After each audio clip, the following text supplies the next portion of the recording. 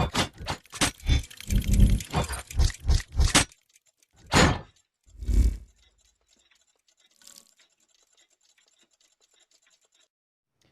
الله الرحمن الرحيم. السلام عليكم ورحمة الله وبركاته. أهلا بكم أعزائي مشاهدي ومتابعي قناة لايفز اوف دوجز. بحييكم وبحيي كل مشتركين القناة. النهاردة هنتعلم مع بعض أمر الضاي أو أمر الانبطاح أو أمر سليب أو أمر النوم. هما كلهم وضعية إن الكلب يكون نايم على الأرض تماما. قبل ما أتعلم الكلب الأمر ده لازم يكون بيتقن تماما أمر داون، لأن دي أقرب مسافة لأن هو يعرف ينام على الأرض. تعالوا نشوف في التدريب هنعلم الكلب ازاي. لازم تعرف انك لازم يكون طبعا عندك صبر، لان الكلب مش هيعمل الامر من اول مرة. هتبدأ ان انت تديله الاول امر داون زي ما احنا شايفين كده، بعد كده هتبدأ تساعده ان هو يعمل امر الضاي زي ما احنا شايفين كده. وكل ما يعمل الامر معاك تديله المكافأة، وتفضل تتابع الحركة باستمرار معاه وتكرر وتساعده. وكل ما انت بتساعده كل ما بتأثر المسافة عليك وعليه، لحد لما هو يتعود انه لما يسمع الامر يبدأ ان هو يعمله مظبوط. زي ما احنا شايفين كده الكلب كان بيعاند معايا في كذا مرة،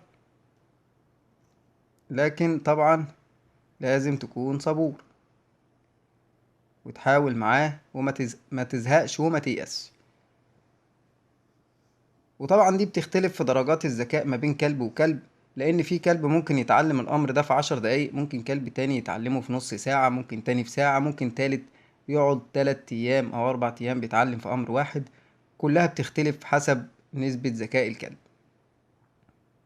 اول ما يبدأ الكلب يعمل معاك الامر مظبوط ومن غير اي مساعدة، هو كده هيبدأ يفهم ان انت تقصد من كلمة ضاي او سليب او الانبطاح او نام ان انت عايز ان هو يعمل الوضعية اللي هو عاملها دلوقتي في الصورة.